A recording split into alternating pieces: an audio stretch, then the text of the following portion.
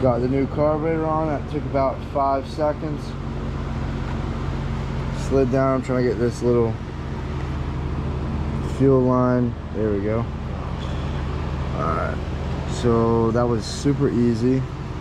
2 gaskets. All I had to do on the carburetor was put this little choke thing on there, or switch.